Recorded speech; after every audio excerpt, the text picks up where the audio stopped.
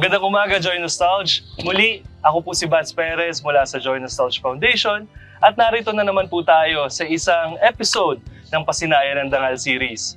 Naririto po tayo ngayon sa Pasinaya Homes West Clubhouse para kilalanin ang ating makakapanayam at makakakwentuhan patungkol sa kwento ng kanyang success dito sa Pasinaya Homes West.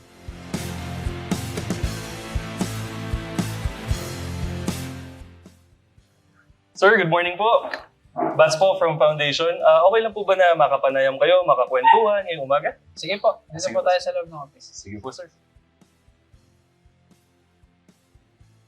Magandang umaga po sa ating lahat. Muli po, kasama ko po ngayon si Mr. Arvin. Yes. Siya po ang ating HOA President at narito po tayo ngayon sa office ng Pasinaya Homes West. Sir Arvin, nagbigay na po tayo ng oras para makapanayam kayo. Okay lang po ba na pasadahan natin yung ilang mga katanungan na amin po inihanda para po mas makilala namin kayo at yung istorya po ng inyong buhay dito sa Pasinaya Homes West. Una po naming katanungan para sa inyo ay paano po pala ninyo nalaman yung patungkol po dito sa socialized housing ng Pasinaya?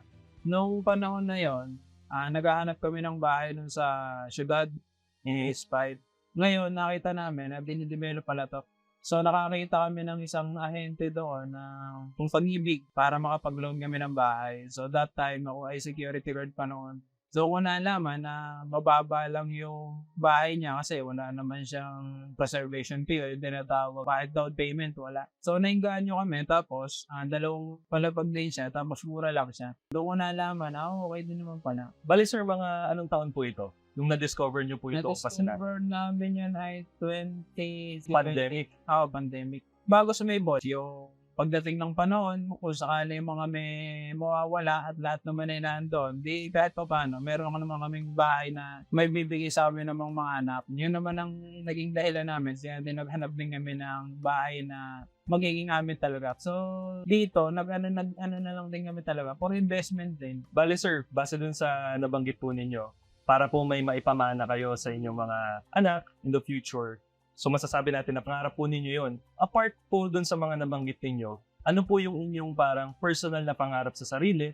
And at the same time, ano pa po yung may dadagdag ninyo na pangarap po ninyo para sa inyong pamilya? Simula naman nung nagkaanak ako, hindi na ako nangarap para sa sarili ko. Kasi ang pinangarap ko na lang ay yung para naman sa aking mga anak. Kasi hindi naman kami naghahangad na umangat pa. Kasi sa tulad ko, hindi naman ako nakatungtong ng college kahit isang araw. Puro TESDA, puro training course lang ang aking nakuha. Pero magkaganon man, ginamit ko naman yon para naman magkaroon kami sa buhay. Basta sa akin lang, sustainable lang yung pangailangan ng family ko. Goods na ako ron. Ito yung pinangarap. Basta ang goal nyo lang po lagi, magpursige. Pagtapos at makapagpursige pa. Bukod syempre sa sarili nyong pagpupursige, nakapagpundar na kayo ng sarili nyong unit dito sa Pasinaya. Paano po ito nakakatulong na makamit ninyo yung inyong mga pangarap? Yung pagkakaroon po ng isang bahay? Pagdating dito, syempre lahat dito babayaran mo talaga. Pati yung tubig na iinumin mo. Syempre. So doon, mas nagpursige pa ako kasi mas maraming bayarin mo, mas magpupursige ka pa sa buhay. So, yung natutunan ko doon sa aking trabaho, ginamit ko rin siya dito at ginawa kong business. Ngayon, nag-iisip pa rin ako ng iba pang pwedeng pagkakitaan kasi ang pinasok ko naman ngayon is yung construction naman. So, sa construction naman, kami naman yung contractor the part next year. Sana, ang blessing naman ng Lord, prayer din namin naman ng mag-asawa, doon namin pamilya. Matupad na yung permit na inaantay namin para mag-sustain siya. Then makapag-construct kami outside naman. Pero pinaka-target talaga namin is makuha namin yung mga national at local housing. Lalo na yung mga projects sa mga local government. Ganong kalawak na unang mga opportunities na tinatarget ninyo. Tinatarget ko. At nagsimula po yung pagkakaroon ninyo ng ideya na yan nung nag-start po kayo dito sa Pasinaya.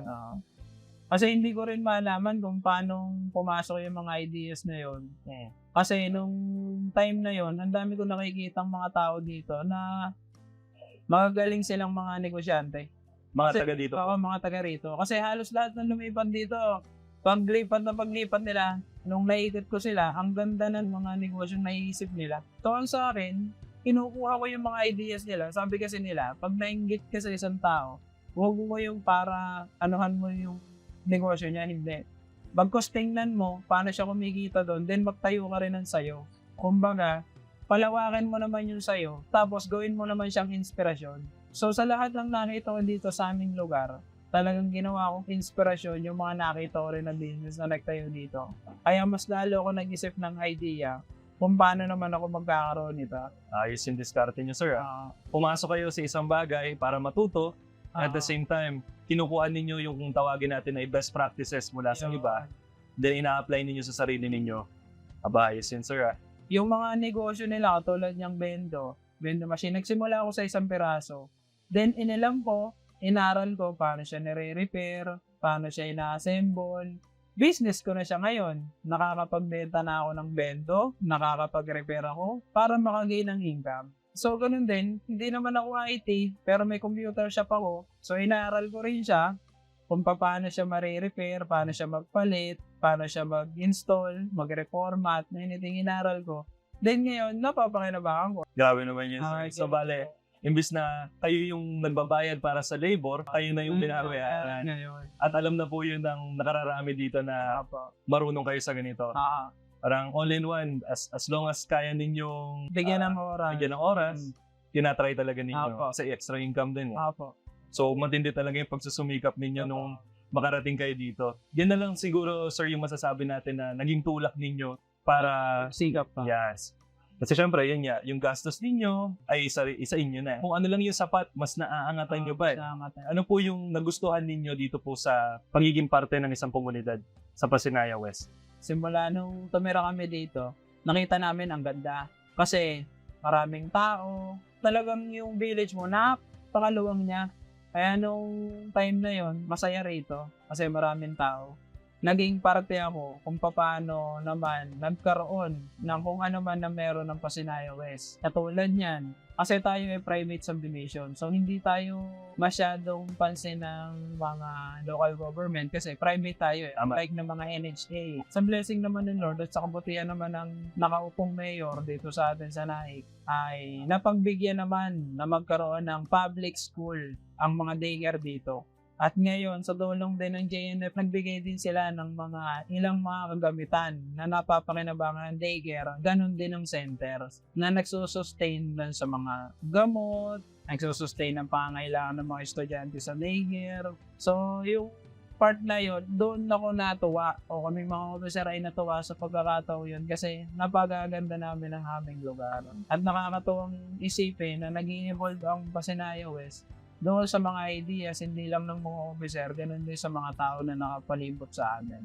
Siyempre, nandun na yung challenge ng pagiging isang president o maging parte ng, alam yun, mga kinauukulan dito sa Pasinaya West. Hindi nyo pa rin may kukumpara yung sense of fulfillment o yung happiness, knowing na kayo po ay isang instrumento doon sa mga naging magagandang success and pagbabago dito sa Pasinaya West. Paano nyo po ba man-describe yung pakiramdam na may na-achieve tayong malaki? Pagka nakikita ko naman yung mga nangyari na involvement dito sa lugar namin, napapangiti na lang ako pag tinitingnan ko siya. Hindi ko naman yan ginawa para sa inyo lang eh. Hindi ko naman yan ginawa para lang mapansin nyo ako. Hindi. Ginawa ko yan kasi alam ko, habang buhay na akong titira dito, pwede mo yung mga magiging apo ko, kung bata pa naman mga anak ko papasok ko dyan. Masasabi ko na isa ako sa naging instrumento, kaya nakikinabang yung sumunod sa akin na lahi. Yung future na agad ang iniisip. Oo, yun na agad ang naisip ko. Napaka-ganda ng mindset mo, sir. Ano yung pinagpapasalamat ninyo? Pwedeng personal, pwedeng nangyari sa inyo as a family? Tingin ko, yung hindi kami nagkakasakit, bukod doon, ang may pagpapasalamat namin, wala kaming utang maliban sa feeling namin at saka maliban doon sa bahay. So, yun, pinagpapasalamat ko yun na nasusustain yung pangailangan namin sa pamilya. Pagkain, hindi kami nagugutom. Yung pag-aaral ng mga anak ko, stable siya. Kaya wala na ako may pagpapasalamat maliban sa mga bagay na yun. Kasi kung ano man yung dumadating sa amin, yun yung bonus na lang siguro ng Diyos para sa amin. Kasi naniniwala kasi kami mag-asawa na ang blessing na dumadating sa iyo ay biyaya ng Diyos. At ang biyaya mo yun dumadating sa iyo, depende sa kung paano ka naging mabuti sa tao. Kaya pinagpapasalamat namin na payapa kami mag-isip. Ano po yung pinaka-pinagmumulan po ninyo ng pag-asa para may pagpatuloy yung ganang klase ng mindset, tigit sa lahat, mas mangarap pa po para sa inyong pamilya? Ang nakakapagbigay kasi sa akin ng ganyang klase ng mga idea para pumisikap. Eh pag tinitingnan ko ang aking anak, nagiging mindset ko, kaya ako mas nagsisikap. Ayokong darating ang araw ng anak ko pahiram-hiram din sa ibang tao na kung minsan napagsasalitaan pa ng hindi ba kayo may bili? Yung parang May masasabi pa may yun. masasabi pa ibang tao. So sa napagdaanan mo, tapos pag tinitingnan ko ang aking mga anak, ganun din ang aking asawa. Mas nagsisikap ako kasi mas gusto ko na mas may bigay pa na mas maganda para sa kanila. Parang pangako niya yun sa sarili Yun niya. yung pangako ko sa sarili ko. Ibibigay niyo yung best para sa kanila, araw-araw. Araw-araw. Punta naman tayo sa pagiging aktibong miyembro ninyo dito sa ating community. Maaari niyo po ba, sir, na ibahagi sa amin yung inyo pong mga naging karanasan patungkol sa Joy Nostalgia Foundation? Ano po yung mga masasabi ninyo ng mga naging involvement po ninyo, mga naging activities na dinaluhan ninyo, at alin po doon yung mga bagay na tumatak at masasabi ninyo na nai-apply nyo sa araw-araw at naibabahagi nyo rin po sa ibang tao? Sa Joy Nostalgia Foundation, marami kasi silang activity. Katulad niyang pakikitungo sa tao, pag-orient sa family, yung pakikipag-ugnayan sa kabataan. Lahat ng aktibidades na ginawa ni Foundation, maganda. Sa totoo lang din naman, ang mga organizations tulad ng Joy Nostalgia Foundation ay isa sa mga nagiging strength ng community. Since nabanggit ninyo yung pagiging open ng community sa mga activities, mga programs na inyo-offer at itinuturo ng foundation. Mula po bilang nire-representa po ninyo yung community, kumusta naman po yung naging pagtanggap nila dito sa mga activities na ito? Ano po yung mga significant na mga pagbabago na napansin po ninyo sa iba't ibang sektor ng ating community? Say for example, sa ating pong mga kabataan, sa ating pong mga nakatatanda, mga nanay, at yung iba't iba pa pong mga grupo dito sa loob ng Pasinaya Homes. Sa ngayon, ang napansin namin, unlike before, nung hindi pa siya talaga ganun kalawak, kasi ang ginawa na ngayon kasi ni Foundation, hindi na sila nagseset ng lugar. Halimbawa, sa clubhouse, para pumuntahan tao, nagkaroon kami ng pag-uusap ni Foundation na kami na o sila na ang pumupunta mismo sa bahay kung doon sa street ng community. At doon mas na-orient nila yung family. Kaya ngayon, mas okay na siya. Ang tao dito ngayon, nakikinig na. Nabanggit nyo kanina, sir, na aktibo kayo sa church. Tama po ba? And clearly, mukhang ining-involve nyo naman po talaga yung buong pamilya ninyo sa pagdalo po sa church. Bakit po mahalaga sa inyo yung pananalig sa Diyos? Kasi, kung ikaw ay isang tao walang Diyos sa buhay mo, hindi ko alam kung ano iniisip mo. Ako naniniwala ako ang tao walang takot sa Diyos, walang konsensya. Hindi ka rin mag-iisip ng care sa iba. Kasi ang Diyos ay pag-ibig. Diba? Totoo naman. Totoo, Ang Diyos ay pag-ibig. Kaya kung wala kang Diyos sa buhay mo, wala kang pag-ibig. So, kaya ang gusto ko, matutunan din ng mga anak ko na ito ang Diyos. Matuto kayo magmahal. Matuto kayo makibagay. Matuto kayo magrespeto sa iba. Sapagkat ang Diyos ay pag-ibig. Kasi ang taong may pagmamahal, mayroong malawak na pag-iisip o pang-unawa para sa iba. Bilang isang pamilya, paano po pinatatatag ng inyong pananalig ng Diyos? Yun. Sa Diyos? Kumbaga, lagi namin ini-involve ng Diyos sa buhay namin kasi para mas mapalawak pa namin yung aming pakikipag-ugnayan sa tao. Naniniwala kami na ang personal na pakikipag-ugnayan sa Diyos ay ang kaligtasan. Kaya kapag kami nakikipag-ugnayan sa Diyos, mas nakakapag-isip kami ng mas malawak, mas maganda para sa aming pamilya. Magandang nagiging resulta sa aming pamilya ng aming pong paniniwala sa Diyos.